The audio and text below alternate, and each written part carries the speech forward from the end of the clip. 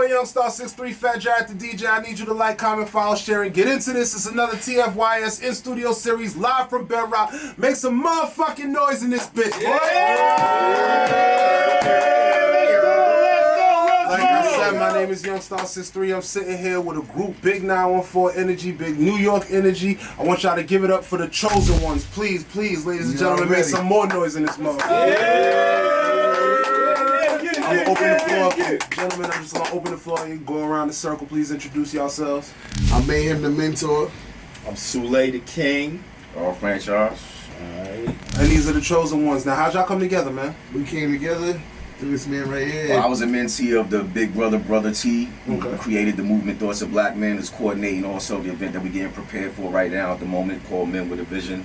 And we kind of already had a relationship, but he wanted me to handpick like 5 MCs for a cypher that he wanted to have for the show, and I just picked, ones closest to me, like, Soulay, Mayhem, Brother from Another Mother, Title Friction, Oz Tribeca, who couldn't make it unfortunately, but they're tuning in from afar, Smokeface, who's currently down south, He in Atlanta right now. my boy Ashanti, Okay. he's in the White Plains representing for the 914, we all came together. Big 914 Energy. Shout out to the Created Plains. synergy. Greenberg Yep. in this bitch, though. All New York, all New York and Westchester, all New York. Facts. What made you pick them particular MCs?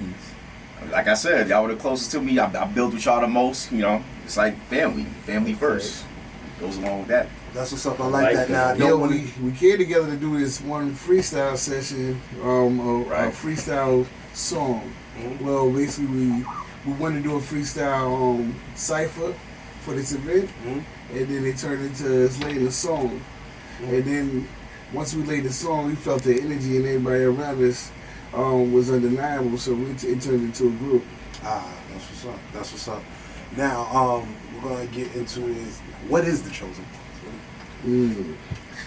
I feel like we Chosen1's. Remember, first of all, Danny Rose. She named us during our cipher. We had no name. Shout out to Danny Rowe, Bedroc family. Miss Rowe. Word. Shout out Danny Rowe. And together we are the Chosen1, chosen to bring hip hop back to its truest form. Okay. We chosen to uplift our people in the process, and to give them that quality that they've been missing. That MC. You know what I'm saying? It's 7 of us, but that number 7 is God number, and it wasn't even thought of that way, but it was already in divine order, so that's why it ended up the way it did. What is it for you? To me, it's like the Chosen1's. I mean, the name speaks for itself, but I feel, I'm an OG. I've been around hip hop from the inception, and I saw the different phases that it went through, from Curtis Blow to what we got right now, like a lot of drill rap and stuff like that. So me, I got sons that's a little older, so when I hear the drill rap stuff, and I'm like, man, hip hop kind of started out with us, the Black and Hispanic community, needing a voice to speak for them. You know what I'm saying? And it's kind of like we lost that voice with the negativity that the system fused into the music intentionally to lead our people down the wrong path. So to me, us knowing the roots of hip hop and how it originated, I feel like we was designated to bring that back, bring back the essence of, the reason why hip hop came into fruition to begin with. Understandable. And what about for you? Yeah, I feel the same way. To piggyback on what he said, just basically, we're filling a void. I feel like we're feeling like a void and providing a balance, considering all the music, everything that's going on, all the fluff, the internet foolery that's going on, the hype that everybody's following. And this is just like, I feel like it didn't come at a better time than now, like Black History Month, to prepare for this momentous event. Fair Yeah. enough. You know what I'm saying? So like that's even my name. Started out as Mayhem before that, but as my life changed, my meaning changed, and I gotta change my name. So that's what came to Mayhem the Mentor, and I mentor through music and everything as well. I mentor through my actions, but also through the music.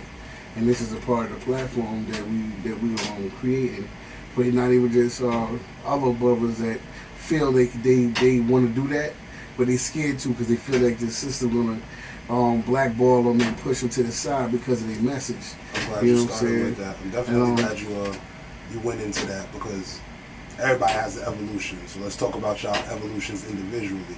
What was the moment that sparked music for each of y'all? Like, when did you decide, like, okay, I'm a rapper, and this is the path we're going to? There's going to be 3 different answers. Like, I was raised on Hilltop, you know, when I moved to the Heights, and I was on Hillside Avenue. I'm half a block Hillside away. where? So people might not know. Oh, Hillside Mount Vernon. Let's get that right. 914 Hillside Mount Vernon, 4 square miles. I'm talking Big 9. You know what I mean? Heavy D, talking P-Rock. This is the same block. Yeah. You know what I'm saying? So I had to change. I'm a cat that used to sit in the store. You know what I mean? Until I keep the change, just so I can get the essence of that feeling. You know what I mean? You know, I caught the tail end of that. You know, as it was really in their element. You know what I'm saying? So I know what that quality, what that thing that I feel is missing. You know what I'm saying? So when I decided to really go at it, I was about 13 years old. Okay. And what about you, bro? Well, with me, it's I have a very interesting background. You know, my parents were first generation Black Panthers, so I got a powerful message that I know my people need to hear. You know, just from my life Talk experience. about a lost message with a void right now. And on top of that, I was a track and football star in high school, so that my athleticism was always a big adrenaline rush for me. You know what I'm saying? So being that I'm older now, of course, I ain't running track, playing football no more. So now my go-to for that natural high is my hip hop, my music. You know what I'm saying? Like when I'm stressed out about life, baby mama drama, my kids stressing me out, the job, you know. What year did it switch from like a sports focus to a music focus for you? For me, it was more like, I'm going back, probably like, I'm gonna say like early to mid 90s. Okay. You know, like when the last year I played football was semi-pro in New Jersey. You know, I walked on and I started at cornerback on the team out there that was together for years because, like I said, I was like a super athlete. Yeah. But then when I didn't have that no more, it's like, yo, I'm a high energy person. I'm an Aries, you know, so it's like that energy, it need an outlet. You know what I'm saying? So when I'm in the studio, I'm letting it out. You know what I'm saying? Earl always tell me like, yo, Sue, your energy, like my brothers feed off my energy. You know what I'm saying? Before we get into your inception story, do me a favor, put a year on, you know, the history you gave us in the beginning. 93. 93. 93.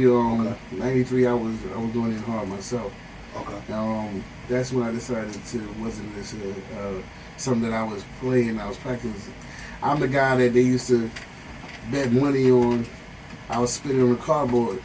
You know what I mean? 5 years old. I'm on the corner battling people for that money on the concrete, stepping the money on the concrete. New York shit. You heard it. Not lifting my foot up till you win, nigga. Like, what about you, bro? So it goes back to just being in the household. Like, you know, I wasn't necessarily the person that was outside like that in my childhood years. Like, since I moved to Mount Vernon, like back when I was around 4, like my pops had a hip hop collection. That's what started me pretty much. It started with that, having like the old school vinyl, Sugar Hill Gang, even like Kumo D, Houdini, Run DMC, LL. He had vinyls and cassette tapes because he was actually a DJ at my maybe that's why he was a DJ at my school, my elementary school that I went to. I'm about to say, we respect DJs around here. What's his DJ name? I can't even. I don't even know if he was just at school parties. He was a DJ. I don't think he was a DJ anywhere else. He wasn't like flexing anybody like that. I get it. He's part of the faculty. I heard you got a mean CD collection. You want to come do this real quick? I get it. It started from that and me catching on and like watching TV. I was in the house most of the time. If I wasn't like shooting hoops, playing baseball, little league, junior, minor league, all of the the community leagues, playing baseball, I wasn't really outside in the streets like that. I was in the crib. I was sheltered like that. Put a year on it for us. What time period year was this for? Mid 80s going into the 90s growing up. Okay, so it's mid 80s, me. early 90s. You gave me a very specific year, 93. Yeah, 93. For the rap, like, because I come from that cloth. So I was born in 1990. So I tell people all the time, I'm like, no, I grew up with hip hop. Like this is truly my passion. Me, I'm a definition of 80s baby. I was born in 1980. Oh, okay, yeah. Now you truly are 80s baby. You also said early 90s too. So give a soundtrack, because I like to ask people what their soundtrack was around these times that influenced us to get into music. because it kind of takes people back to that era and whatnot. So I'm 93. You saying Mayhem the Mentor? I'm guessing Rex and Effects. Yeah. I'm guessing what was on your job? I like the Rex and Effects and the situation. They was lit. Wu-Tang was heavy with me. Big shit, yeah. Big thing. You know what I'm saying? 93 Wu-Tang. Well, besides Wu-Tang, I tell you, I was definitely on Redman. Way further than that. You know what I'm saying? So Redman, Helter Skelter, OGC, Big, Boot Camp Click. Shout out to Boot Camp Click. R.I.P. Sean Price. I mean, shout out Black Moon and Boot Camp Kid. Black Mr. Moon was War, definitely one. DJ Evil D, they show major love. Those are the big R.I.P. ones. Gotti, man. But my number one and number two influences is Rakim, and my female influence is MC Light. You know what I'm saying? That was the ones that the closest with that was Queen Latifah. You know what I'm saying? They really got their wordplay and how they stood on their square was something different. They stood on their messages. That's a big You know what I mean? They told stories. Slick Rick, he did his thing. But to me, that was more of a playful version of what was going on with when it came to Rakim. Rakim was talking that life. He was hitting his voice came out with a certain frequency and velocity that was felt. Nah, that's you know what I'm saying? Fact. That's a whole fact. And I'm the battle guy. Well, we're gonna come back to the lyrics. We're gonna come back to the lyrics. I'm from Queens, so I'm gonna say, like, honestly, like, I'm gonna start off with Run DMC. You know what I'm saying? I can remember being in the club at 13 years old. What part of Queens? What part of Queens? Jamaica, Queens. Okay. You know, so I know a lot of cats. You know, shout out Jamaica, Hollis, Queens Village. Shout out that area. I came up in the same hood as Lost Boys, Fredro, Onyx. I know them personally. They my mans from the streets in the hood. Shout out Sticky Fingers. Yo, yeah, I know. Let me tell y'all, Sticky Fingers is we'll get into this shit a real thing. Sticky Fingers is a real nigga, bro. Like, shout out Sticky. Nah, they all real. Like, coming up in Southside, you couldn't last if you wasn't. And you know, I'm from that era where we actually did what we talked about. You know, this is a new generation where you don't really gotta, you know what I'm saying? You naming people who couldn't talk about it. Yeah, you couldn't just come in the studio and be like, yo, I'm this, I'm that, and then outside on the block you wasn't getting tested. Let me tell y'all how funny Sticky Fingers is. No like internet back then. Just a quick funny story. I never forget this. We was at the VH1 Hip Hop Honors. I just did it with Chuck. So this is like a pre-recorded show, and then the Onyx had a joint. This is for the Def Jam 25 joint. Okay, right. So we chilling and we in the after party, and I'm young. I'm like 18, 19, and Chuck used to always laugh. He's like, yo, my nigga, you can't be tough all the time. And I'm sitting here and I'm like, it's not that I'm trying to be tough, but I'm 18 in a room full of niggas that I believed hip hop was still real. So I'm thinking even in these rooms, niggas is goons. Like, you feel me? So I'm like chilling, and all of a sudden out of nowhere, I could just feel a bang. Wow, right across my chest in the middle of the party. Now I'm nigga, young boy, I'm ready to go now. Like, I turn around like ready to square up. It's fucking Sticky Fingers, and he's like, yo, young boy, smile, it's a party. Like, I was like, what the fuck, bro? At least it wasn't OB. But you know it wasn't. It was not cool. Yo, my nigga, I was looking for the whole night. He like, come on, young boy, like, let's go. And I feel you know who carried that energy? Number one, Heavy D. I was thinking of the same thing. Heavy would be respected from every goon you could ever whoop past. But he carried himself as such a dude, man, cooler than a fan. You know what I mean? And he was another lyricist that was just about it. It's crazy because I didn't know Hev personally, but like in the early '90s, I used to hang out in like by Rochester Square Park. That's where a lot of artists used to be at, and I used to just see Hev down there sometimes. And every time I saw Hev, I just gave him a like, "Yo, what up?" And he was the type of dude. I'm famous, but you know what I'm saying? I'm around the way cat. That's you know what I'm saying? You show me love, I'm gonna show you love. Def have energy. The only counter I had with Hev was like I just gave him a head nod. I was like on my dirt bike, riding by a hillside, gave me a head nod, gave him a head nod, I just kept it moving. That was like my only encounter. Never be forgotten. Hev was always out there, beside the streets. Yeah. Please tell us your inceptions, like who was your soundtrack when you first started getting into music? Everybody in the 90s pretty much. Like I said, I used to be locked in on the TV. I used to bully my brothers when we were little over the tube. Video Music Box, Rap City, Video Rap. Music. Yo, we have been recording for 2 months now with this channel, and we have not mentioned Video Music Box. Uncle Ralph, I'm sorry. Gotta salute the coach. Uncle Ralph, I'm sorry, bro. People that, that shout out Uncle Ralph, shout out Kev Lawrence, shout out Chris Thomas, Joe Claire, you feel me? Shout out Video Music Box. All them hosts. Video Music Box even shot my first music video. And we talking about 2016. Uncle Ralph shot my music video well into like when people weren't shit, like Uncle Ralph wasn't shooting videos anymore. Shout out to Uncle Ralph, bro. Yeah, Uncle Ralph, you always was a real nigga. I appreciate you. That was the thing. I'm stepping on your toes now with this interview shit. That's when you had it. It was no remotes. No remotes. We had 2 for dials on the TV, UHF, VHF. And you knew at 3 o'clock we got home from school, turn that over dial. That was the thing. I'm not even gonna hold you, bro. I was born in 1990. I don't know what a UHF music box. This nigga say UHF, VHF. I'm like, what was that? The volume versus the channel now? That was before streaming and all that. We had these things called VCRs. And we had big box. I remember the VCR era. Like I was from that. So it was 2 knobs. You had to turn them on the TV. One was the regular VHF, that was the regular channel. UHF was the alternative channels. Okay. Now, you used to go, look, the Spanish joint, what is it? Sábado Gante. Oh, Sábado Picante, yeah, them early Spanish joints. Sábado. And whatever show. I think that was channel 31. But then you used to turn that down, and you catch Video Music Box. You know what I'm saying? Yeah. Facts. From cats in the hood that knew how to get it for free with no cable. Shout out to cats that still had the aluminum foil on the antennas and all that. Yeah. You know what I'm saying? Yeah, I come from that. Yeah, there wasn't even an antenna on the TV when I was Now don't get me wrong, I remember early cable. I remember pre-FiOS. I remember pre-Optimum. I remember when I grew up in the era where it was channel 1 through 99. But channel 75 through 99, you couldn't see that shit. It was all static. So you had to wait and see the channel like morph in front of you, and then you could see like half of a titty.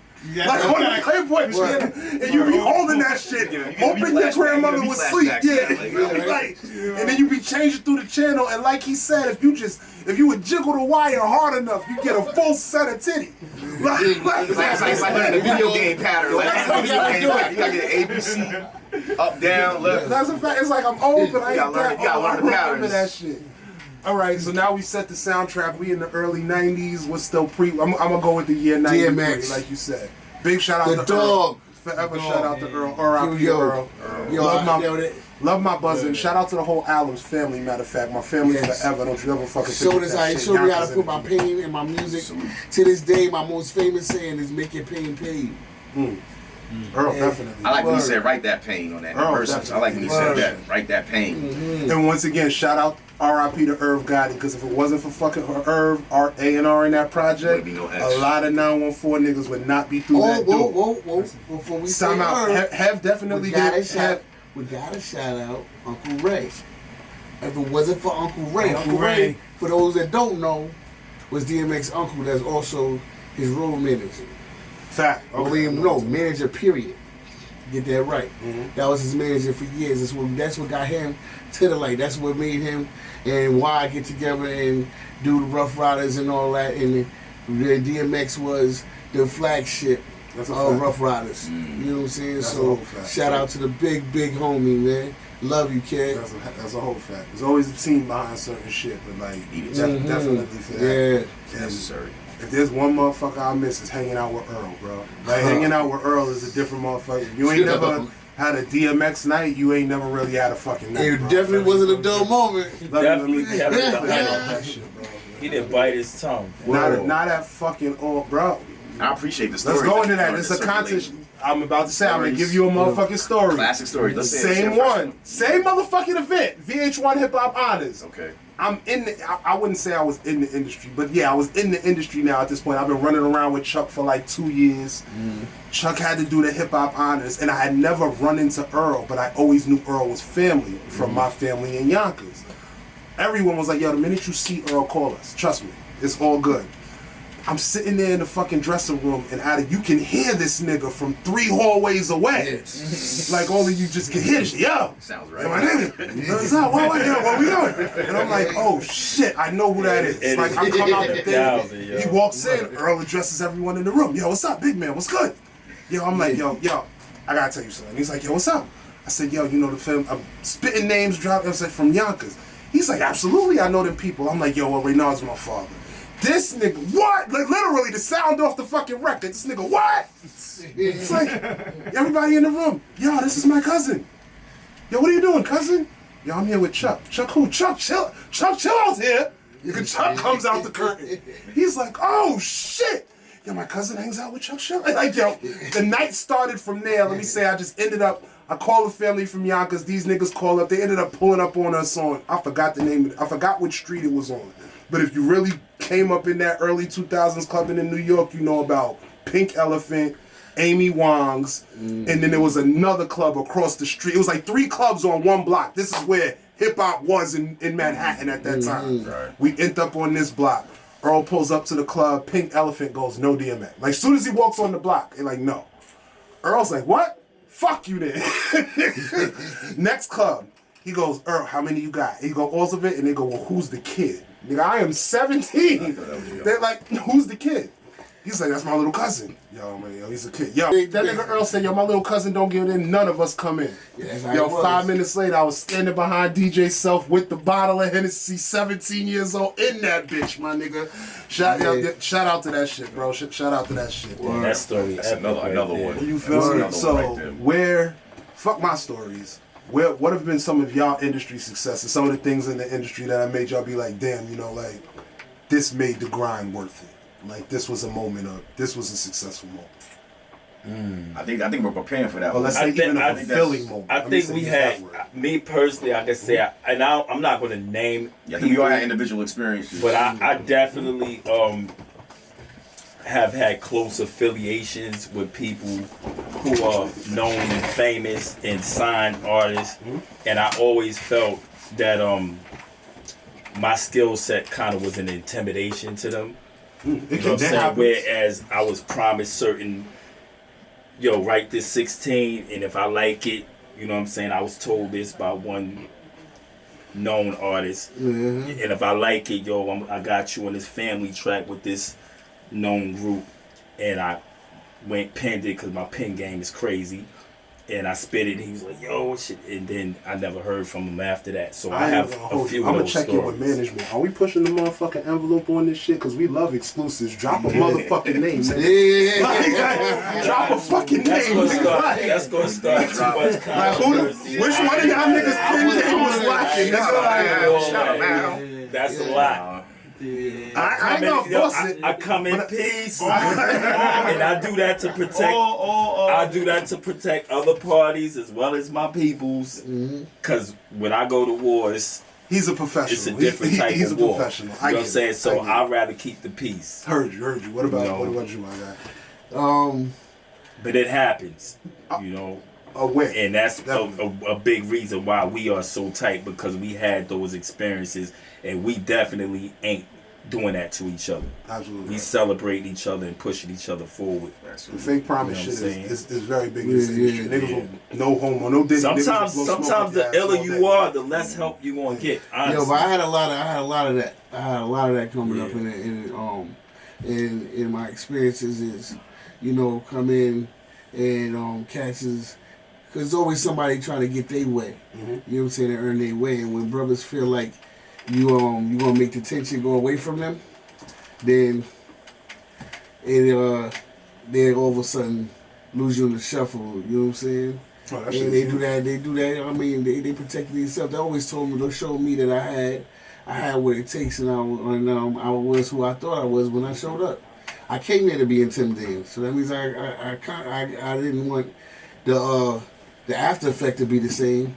You know what I'm saying? But it gave me the go ahead to know that I would accomplish what I came for. Heard you. You know what I'm saying? Same question.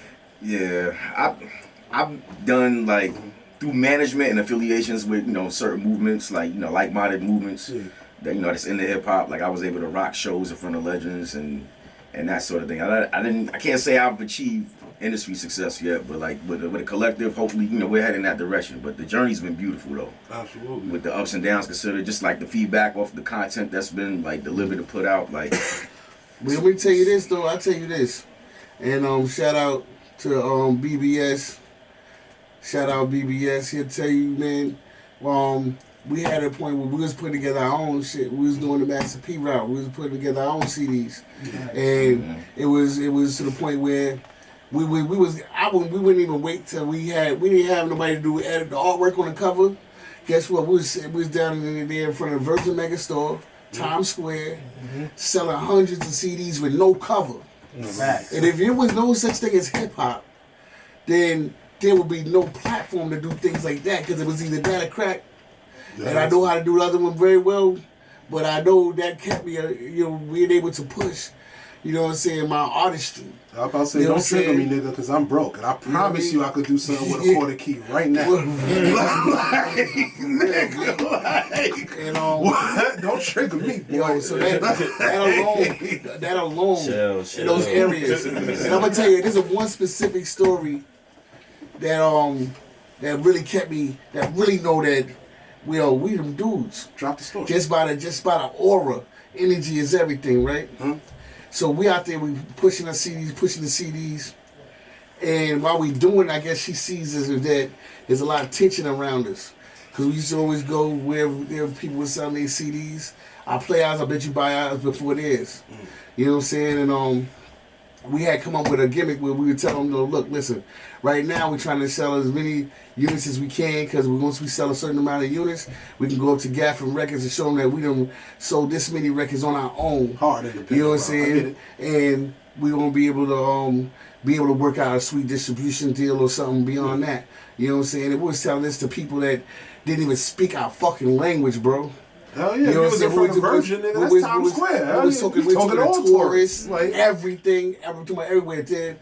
So while she see that, she just come for the over. sake of the camera, if y'all don't know, he's talking about hustling directly in Times Square. We ain't talking about the off-brand in New York City. We talking about everybody in the world is within these 10 blocks. Facts. Like, and there was a hooker. I ain't gonna say her name. She came over there and thought she was gonna make money. Not saying names. Yo, all right, look, listen, hold on. You got the wrong one. Her name was Ambrosia. Yo, so check this. She came over there to sell something. Yeah. We sold her a drink. We had her. She heard somebody singing on one of the hooks on our song. I was like, I could do that, and she sang it. So guess what? An hour and a half later, she was in Mount Vernon, and we were at BBS crib going to the studio, and we put her in the booth, and we made her into a fucking artist. But only to have that type of real power is that energy that you're giving off. Yo, this nigga Mayhem is lying. What he's trying to do is tell us that he broke a bitch in the middle of it. Yo, and brought her to the 914. Nigga took a bitch back to the willingly. She bought her own ticket for the record. She bought her own ticket. And she got on that damn train herself. So what I heard is the pimp hand is strong. Bitch, get here. Very strong. Very strong. It wasn't just the chicks though. It got to the point where other people wanted to sell our music too. Because we were making more money than everybody. Word. So it was like, fuck our CDs. We gonna sell y'all CDs. Can we put a year on this? Like what time period is this? What was this? This was like, might have been like 2000. Between 2000 and 2004. I get it. So we are talking about the heavy, hard. This is right with the mixtape era. This is the mixtape era. Fresh Montana that came out with Cocaine City. I get it. Oh yeah. I get it. This is Canal Street is on fire. Hip hop is on Canal Street right now. Yeah. Because not for nothing. Yeah. Not for nothing. Shout out Thousandaire Records. What up, Thousand? Yo, because we bought. Hey, my man Killer let you know. Me and Thou, we brought French Montana to the hood on Hillside Avenue before off of the same music we talking about. Let's go back to where he's like, what the hell's going on over there? That's why he used to be in the office every day. Let's set the tone, because like once again we educating people right now. That's 2000, we talking about hip hop had going into the mixtape era. Like you could print your own CD and become a thing. Some names that's coming out of this era. This is French Montana. This is Max B. This is Power of a Dollar, 50 Cent. No, Power of a Dollar was on Columbia. This is How to Rock. This is the mixtape 50 Cent. You feel me? This is D Block After Bad Boy. This is, you feel me? This is hip hop is literally on. Desert DJ. Shout out to DJs. This is Desert Storm. This is Clue. This is Green Lantern. This is DJ Whiteout. This is Craig G. This is Doo-Wop. This is Ron G. Craig G. Chubby Chub. This is this is heavy mixtape. Shout out to the Down South niggas. This is Drama, Holiday, Screw, Punt That Punt. This is a couple. Yeah. This is the era that they're talking about. They're creating a. You had to be out. This is the last time you had to be outside. That's a fact. So I get it. I absolutely put a potato on 125. Facts. I get it. So if you were to talk about that to me was more more invigorating and more giving us more aspirations than meeting anybody or going through any personal story that I did with any industry guys. There wasn't no gas with that shit, bro. You had to be something. You had to. And when they didn't know you and you still did that, that means your artistry spoke for you. Yeah. It wasn't the name, it was the bars. It was the collective energy. It was the movement. It was the hustle. And when cats saw our hustle down there, they literally was like, yo, how can we get down with what y'all doing? With the 914. Yeah, I get that. They was literally putting I their feel like in their that's a pocket and selling 914 ours. shit. I feel like that's some 914 shit, no bullshit, because I feel like that's what pushed me when I first started jumping out as a kid. They looking at us like, well, you came from upstate. You know, everybody in the fucking city thinks once you cross 110th Street, nigga, you halfway upstate. Once you pass Fordham Road, nigga, they think you in the sticks for some reason. And I'm looking at niggas like, nigga, I only drove 30 minutes, bro. like niggas tell you, nah. Yeah, you feel me? Niggas is like, yeah, nah, we came out here from Queens, nigga. I got to the city before you did. Yeah, that's for those that was you feel me? Like, niggas in the cats ain't go nowhere. They didn't know that. Niggas in the city used to kill me, like, especially like Far Rock niggas, or if you from like deep in Jamaica, like if you from like Queens, and we didn't even go to Far Rock. You feel me? If you from like Far Rock is his own. Hold on. Let me clarify that. He said something that people need to know. For the record, I'm from Jamaica, Queens. We did not fucking go to Far Rockaway because them niggas was their own planet, their own nation. They was aliens to us. That's fair. You know what I'm saying? We didn't even consider that Queens. We considered that Far Rock. I'm gonna say it like this. We didn't say Far Rockaway Queens. We said, oh, you from Far Rock. Oh, you down with E.T. and them niggas. Them niggas was aliens. I didn't fuck with Far Rock like that. I'll put it this way. I love my Far Rock niggas, but y'all niggas was bugged the fuck out. I'll put it this way. I've gotten into argument with like Rochdale niggas about, oh, you live upstate. Nigga, if you got on the train right now and I got in my car, I'd make it to Manhattan before you. The fuck are you talking about? Nigga, you live in Long Island. Nigga, what the fuck you mean I live upstate? Nah, Rochdale is right down the block. Long Island nigga love to be, oh, you're not from New York City, nigga, you ain't either. Get the fuck you mean, bro? Like, get the fuck out of here. Actually, we close. You feel me? So we're the ones actually connected to New York. All of them is on island somewhere. If you look at it, Mount Vernon, we connected to the park. Actually, Mount Vernon is the most centrally located place in New York State. To be fair. Yeah. So to be fair. To go anywhere, the best ways you want to go there from is from here. And it's the first. My connection to most boroughs was always through a chick. I ain't gonna lie. I started fucking with Mount Vernon. That's a New York City story shit. Matter of fact, let's get into this because these are some distinguished gentlemen. We ain't dealing with YNs. So let's talk about this New York City diaspora, you feel me? Cause my baby mother from Queens, nigga, like I ain't never spent more time in Queens until I started fucking bitches from Queens. How we get around? Let's think about that, cause these are uptown. How did the Queens nigga come around? Queens. I got 2 baby mothers from the Bronx. I mean, he's trying. No, let's not get into that. Right, we how long-winded First of all, you know how long-winded you are. We are not gonna get my man put on child support. Look. I coach football and I can probably put my team with Susan. We are not gonna get my man put on child support. One baby mother might not know about the other. Like, let's just leave this. Let's go somewhere else. But that is a good question. You being from Queens and the rest of the set seeming to be uptown, you know. I would say our set is definitely very widespread. Well, put the rest of the set. We got Eyes Tribeca. He's from Soundview. Okay.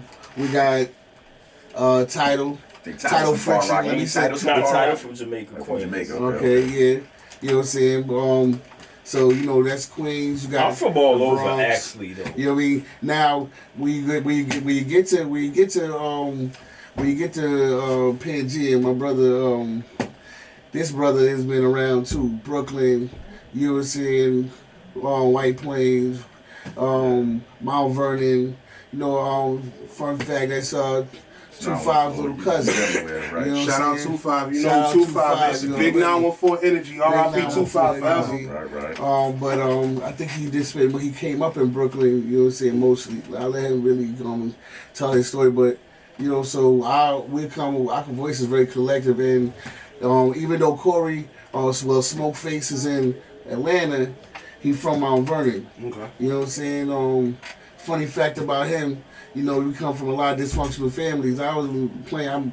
I know Earl Franchise and Smoke Face since the 6-year-old days of Little League or playing baseball.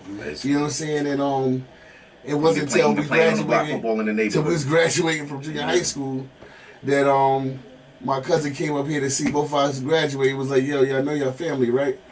Oh shit! You know what I'm saying? I get a lot. We get a lot of that. But it was my brother from another mother, just like Earl too. You know what I mean? Before that, it just solidified what was going on and added some blood to the spiritual connection, because we got some real brothers right here. And these brothers is powerful. They all about their business. They about family and they about their people. You know what I'm saying? It's about elevation. And that's one thing that Chosen1's, one of our definite endeavors is being able to show the world how to be about your people, how you can work together, you know what I'm saying, and accomplish a greater goal collectively than we was doing as individually. Right. So right now I have I was an independent artist myself. I had a couple deals on the table beforehand. Mm-hmm. I was signed to East Coast Platinum Street Team. I did performances with fucking X. I did them with Eve, and shout out to Uncle Ray once again with some of the people that they had on. And I was really running around in the mix of it, and I just know it didn't go where it was supposed to go. Then, and even now, my wife. Shout out to my wife, Lady Phoenix, Crystal Lugden. Lady Phoenix. We have a group called Black Phoenix. She's Lady X. Mm-hmm. I made him the mentor, and we're gonna change the world through music. You know what I'm saying? And elevation and mentorship. You know what I'm saying? Mm-hmm. So, us as a group ourselves, the Chosen1's, I felt was a way for me to get with the kings, to show kings how they supposed to be moving and how they supposed to be really controlling their demographic and linking with brothers that's powerful, not being scared of them being powerful. Like you said, mentorship. What about your individual movements right now? Because man touched on some individual things he was moving. Well, my individual movement, I always was an athlete, but I used to I was a kid that had too many talents, you know what I'm saying? I get it. Yeah. I was into the rapping, the modeling, to being a ill athlete, but my love for hip hop has always been just as much as I love my track and football. I get it. But it's like once I had track and football, I didn't take the scholarship offers that I had to go away because I was in love. I was always a lover's boy. So I stayed in New York City instead of going away to Michigan State and Florida State, colleges that was offering me stuff. Would you consider that a regret? Definitely, because that's a whole nother experience. You know just wanted to ask you. Fuck them bitches, man. Y'all fucked up on this whole shit. I wouldn't say that because now I'm able to mentor my sons and the younger brothers. Because if you don't make the mistakes, right, you don't have a story to tell to where you see the younger brothers making those same mistakes. Gotcha. How can you tell them to, you know, reroute themselves if you didn't have that experience? So I don't regret it in that aspect. Understood. Because it gave me a tighter navigation system for my sons and for the younger brothers in the hood, that because I'm one of them OGs that I talk to the neglected and the overlooked, to the one that nobody want to fuck with. That's the theme of the night tonight. I'm the bro. one that's going real to right OGs. That's the theme of the night. We need more because real that's right what's OGs. necessary. And tell them about tell them about Teach Kings, man. Oh yeah. Tell them about Teach Kings. So, yeah, he just Sure, got a so shirt boom. Actually, I started a clothing brand, you know, behind the concept that I'm talking about. Understand. It is called Teach Kings because I've always been one that like fashion. I like to dress. I like fly shit. You know what I'm saying? Yeah. But I said, damn, I'm rocking Gucci. I'm rocking, you know, all these different name brands of white men. You know what I'm saying? That's millionaires, billionaires off of my people's money. You know what I'm saying? But there's no message and there's no love and concern for my community. So why don't I come up with a brand where there's a message in it, but it's also fly? You know what I'm saying? So I came up with a brand called Teach Kings. Word. So basically, when you see the shirts or the wear, it got Teach Kings on it. So automatically, you know, hold on, that's representing me. That's telling me about me. You know what I'm saying? It's like being fashion with a statement. So you bought me a shirt, is what you're saying? Next time I got you. Y'all heard that shit. I call people out. I put them on camera. There's no fucking lying, bro. I want my shit. I got you. If I known about that, I would have had my own shirt. I got a shirt. I got a What about shirt. your individual accomplishments? Please let us know what you got going on. I'm just like, I got a couple of albums. I'm happy to say that I'm able to, you know, through my affiliations and management, I'm able to put out 2 albums that are circulating right now. It's on Spotify, all the streaming platforms. But I would say, like, what is it with y'all are not naming names? Give them the names. So like, how they gonna find you're it? Right, you're right. DEF, by the way, DEF, Lost and Found. That's the latest album. Okay. The album that I dropped prior to that, like 10 years prior, back in like 2010, Necessary Evil, that's also streaming on all platforms. About Spotify, Apple Music, Music, everything. Everything. That's on all platforms. Y'all make sure y'all go ahead and get that. Now, before we get into the last leg of the interview, there is something I do want to ask, because he's been off camera. You've heard his voice. Does anybody want to explain the role of DDF? Like, you feel me? Yeah. We could all. So look, we all got a story before to that, brother. while we might as well bridge that, right? So BBS wears many hats. You know what I'm saying? So while we just talking about the clothing brand, BBS helped me launch my clothing brand. He's my manufacturer, and also helped me with promotion on my brand. My signature series is what it is exactly. It's a signature series, and it provides a powerful message on every one of my pieces of clothing. The first lint brand when we launched is the first signature series, and the back of it says "Make your pain pain." You know what I'm saying? And so that's the guy right there, the evil mind, the mastermind. You know, it's the evil genius. You know what I'm saying? And there's and then going into business itself, he's a brander. He speaks financial literacy. You know what I'm saying? Definitely. He blinks educational material. You know what I'm saying? Education. Yes. Yeah, he spit that out. So this brother, I'm serious. I'm trying to tell you. I believe you. I believe you. I just never heard it described that way. He the brother that's willing to hurt your feelings out of love to keep you on track. We you know need what I'm saying? those. People don't survive like I always run ideas by BBS BBS because I know he ain't gonna sugarcoat nothing. He gonna tell me like, yo, Sue, that's bullshit. Cause I could think it's fantastic, but he'll be like, nah, son, check this out. Bring that back. Let's go back to the drawing board. Don't do it like that. You wasting your time. Keep us in blah focus, blah blah. You know, he keep you on track, and I love him. So and what I'm respect him hearing for is that. BBS is the bridge between an idea and a plan.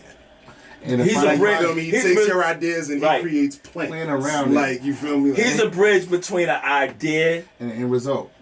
Yes. Yeah. The fruition of an idea. Yeah. He's a bridge between something that you have in this idea in your head and actually making that idea a reality. That's why I always say with a plan. Niggas love to talk.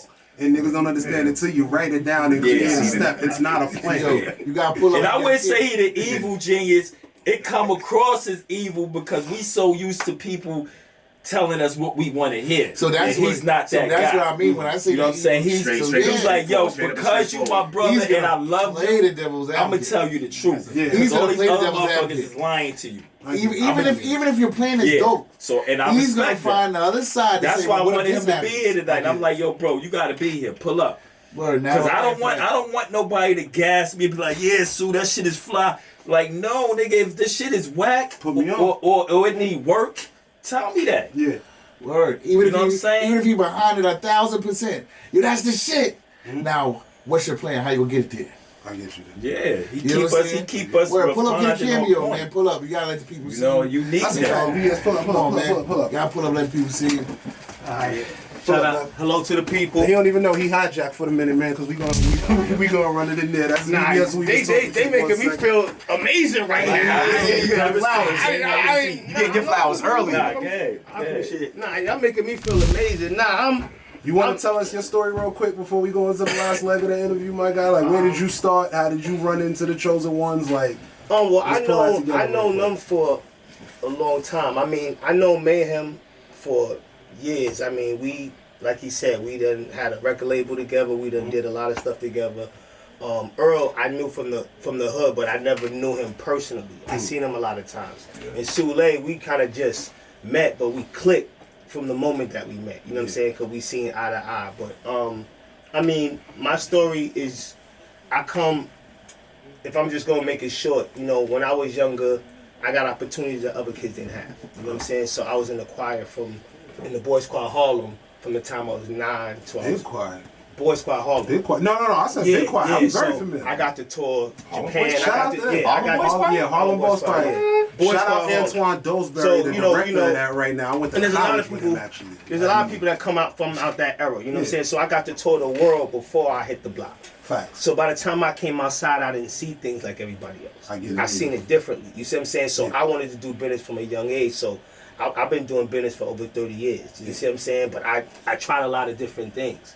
You see what I'm saying? And in that journey, I realized what we was missing in our neighborhoods. You know what I'm saying? Just like Mayhem said, like we mentor kids in school, jails, you know, anywhere where we, like I was in the jails today teaching the kids, and the girl asked me, she said, why are you doing this? And I said, because it's my job to change it for everybody else that don't know what I know. You see what I'm saying? I found a way to get that bread and live that life you want to live, but do it legally.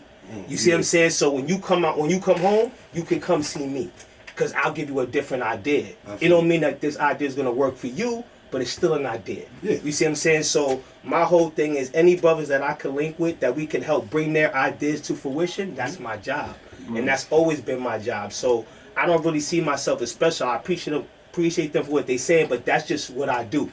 My job is to make sure that this shit work. You see what I'm saying? So I'm going to ask you those questions. Yo, look, what we want to ask. So, you know what I'm saying? I want to make sure everybody looks the way they're supposed to look on camera, and make sure that we can get to the goals that we need to get to, so that we can help these youth, because these youth only care about facts. They care about evidence. They're not trying to hear all that shit we talking. No one wants to hear the poor righteous teaching no more. They want to see the dude getting it. You see what I'm saying? So my job is to make sure we can get it, so we can show them that we got it, so that they can get it too. The more people can get it, really good. The perfect example of what we were saying about earlier, about people hiding people with talents because they didn't want to get overlooked and things like that. When I went from Mayhem to Mayhem to Mentor in 2015, going on 16, I met a brother named Shawnee Fair. Shout out to Shawnee Fair. Which is the Barber Academy. When I was locked up, I was the barber, and it seemed to me it was just like hustling. You know what I'm saying? It was so familiar. So what I wanted to do, when I wanted to be able to attack the youth and be able to teach them something, one of the first things I was able to want to teach them was barbering. You know what I'm saying? And he was already having this school that he was putting together mentally. So what he did was he took a bet on me. He bet on my life story, and he bet on me as a credible messenger.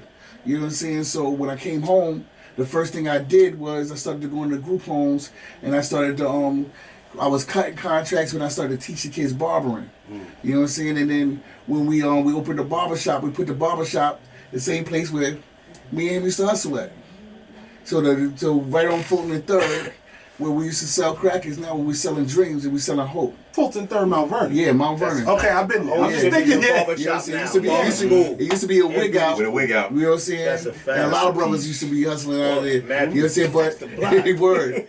So now we took that same spot and we turned it into our first barbershop. But the dream was the barber school that we created, and he allowed me to take it on my dream and take his financial and his paper, his credentials, and to me to put my reputation behind it and be able to fill it up. So we went and we opened a barber school right next door to the barber shop. Now it's a beauty school next door to that. You know what I'm saying? Now we went from one storefront to around the corner, half a block long. You know what I'm saying? And I started on Fulton and Third. Fulton Third, where the park is at. Right across right the street across from the from Wino Park. Yeah. So Y'all was hustling in the Wino Park. I lived around the corner in high school. When I went to high school, I lived around the corner on Columbus. I was really from the Heights, but I ended up chilling on Fulton. Yeah, so, I get it. You know what I'm saying? So look, he seen me post one time. I was in coming from Rikers. I had contract Rikers for about 4 or 5 years. I was teaching barbers on Rikers in C-74. Shout out to everybody know me. That's Mr. G. So y'all know like Uncle Vern and Maine. Y'all know like the whole head from that corner. Come on. So I went through Crossroads in Brooklyn. I went through the old Spofford on 3rd Avenue. Went to Woodfield College in Valhalla. Old Spofford on Yeah, because the new one ended up being about Hunts Point. Just so y'all know, this saying? nigga is dropping. He went to the one that Mike Tyson was in. Yeah. Like, you know what I'm saying? So I taught in all those and I mentored the kids. And when he saw that, he literally pulled up on me and was like, yo, I'm proud of you. And I was like, proud of me? Man, you got something to teach them. He looked at me like, teach what? Man, I was like, yeah, watch this. Next thing you know, less than like 90 days later, it might have been 2 meetings. We started a men's group. They started talking about powerful things and just leaving our things and our troubles there so we could be better in the house. And next thing you know, he jumped on and he's teaching the garments, teaching them how to make clothes. And now he's in all the group homes. You know what I'm saying? And they gravitate to brothers like us.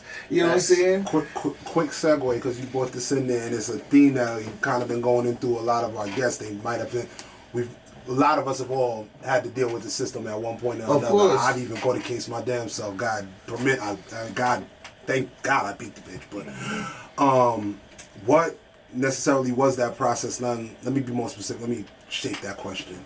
Was that a Valhalla thing? Did you end up having to do time? Did the state? Did anybody else in the group want to share when they had to in state, out of state? I mean, I've been locked up in Philly. I've been locked up a lot of different places. The island, and to be able to go back to those places, even Valhalla, but be able to go back to those places and to be called Mr. Johnson, not the nigga. I see you later. Now they paying me to do, you know what I'm saying? This is the definition of me. This is where Make Your Pain Pay You was born at. You know what I'm saying? And I ain't gonna lie to you. First time they called me that and I went in there dressed in a suit and I could walk out when I feel like it. And I was getting a pocket and I'm being able to help all the cats that's running there. I went in the bathroom, I had to shed a tear, bro. I didn't let them see me do it. Yeah. But I had to. You know what I'm saying? I let them know, man, listen, I'm helping you. But you think I'm helping you, matter of fact, I'm helping myself. Yeah. I'm healing right now by even teaching and to tell you the truth. The reason why I even got into all of that is because I have a 16-year-old and a 13-year-old and a 14-year-old now. You know what I'm saying? But looking at them, the worst thing in my life could ever happen would be one of them run into some shit that I'd have left open in the past, and then they have to deal with it. You know what I'm saying? So that made me change my life. And if I can't change the world, if I can't change the fact that they gotta live in this world, then I'm gonna change the shit that they around and make the world be something different for them. Perfect. You know what I'm saying? So anybody they can have a different experience. Anybody else got like an inside story that might have influenced the music? Definitely.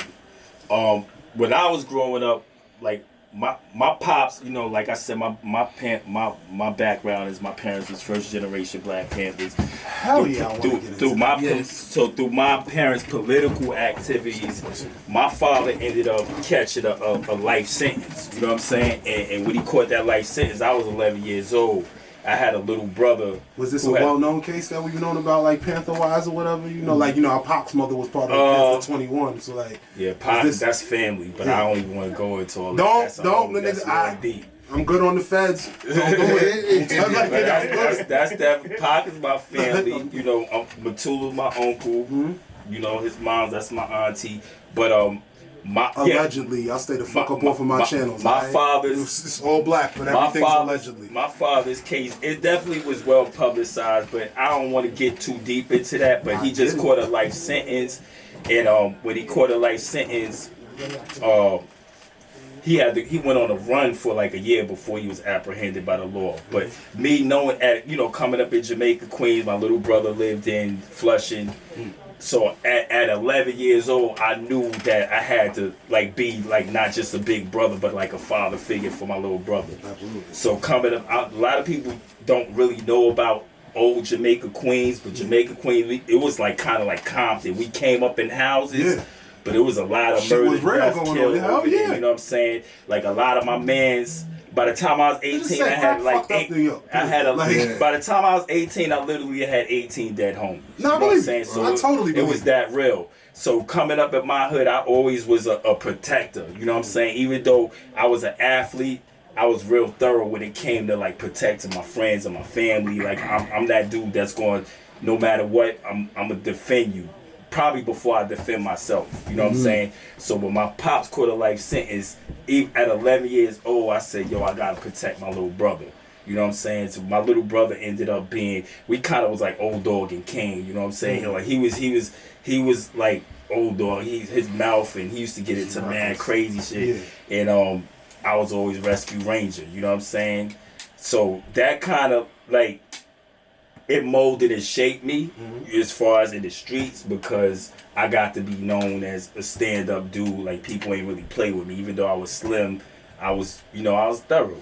So anyway, when I saw my first seed being born in '94, I called my little brother from the hospital, like, yo, bro, I can't fuck with you in these streets no more. Like, I got something to live for now. You know what I'm saying? I'm not jumping in front of guns and I'm not doing all that crazy, you know what I'm saying, Rambo shit because, for a time being, like a lot of young black males, before they have children, we really don't, this is something that's not talked about enough. But a lot of times we really literally be risking our lives because we be in a state of depression that we don't even know. We don't consciously know, because we be willing to risk our lives for almost any fucking thing. And you don't really know. But when I saw my daughter born, that changed my whole life. I'm like, damn, I got something to live for now. And 2 weeks after that, I called my brother from the hospital, like, yo, I ain't, because, he's the one getting me into all them jams. And I'm like, yo, I ain't fucking with you in these streets no more, you know what I'm saying? And he got cut up by the Lad Kings 2 weeks later. Jesus Christ. Now, had my daughter not been born when she was born, I definitely would have been uptown challenging them, and I don't even know if I'd been him, on this interview today, because the Lad Kings was at that time they wasn't playing with people. But I was crazy enough back then to because that's my little brother. I think what you was trying to get at, you know what I'm saying? I can definitely answer for him as a brother standing next to him that watches him and admires his craft. It definitely shows in his music.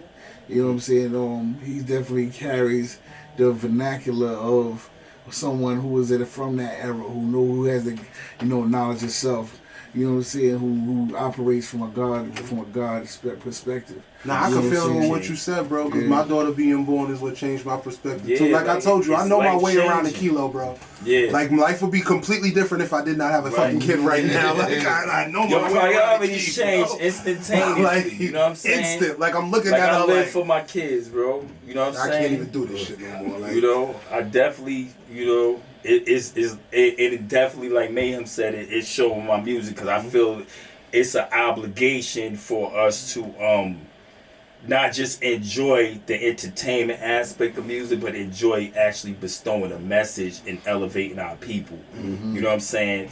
Like, if you're going down a path that I know is dark and deadly, and I've been down that path, I'm not going to encourage you. Because that's not the definition of an OG. You know what I'm saying? Absolutely. An OG is like, yo, King, come here. Don't do that. You can't tell me that. I can tell you a lot. Because I've been down that path. People learn two ways. You can learn what to do, and you can learn what not to do. Like, you feel me? Like, Word I feel you. What about you? Is there any things that might have particularly shaped your influences in music? It don't gotta be inside and nothing like that. It's been life experiences. That's all I'm gonna say. Life experiences, trauma, everything. Like just my childhood, teenage years. But I won't get deep into it now. I'm not as long-winded as these guys, but it definitely put a lot of things in perspective. I write with more perspective now than I've done when I've done it as a hobby as a kid growing up. It's like it's more meaning. The bars are more meaning than substance as I get older. And it's the passion that that's let me here to this day. That's all I can say about that. And I want y'all to make some motherfucking noise for the chosen ones in this bitch. TFYS in studio series. Mark, set up these performances. We out. Descendant of Ethiopians and Egyptians, I've been scientific and been written. This is hieroglyphics. They too basic to keep me trapped in a matrix. Men of vision. My activism is an unstoppable cataclysm.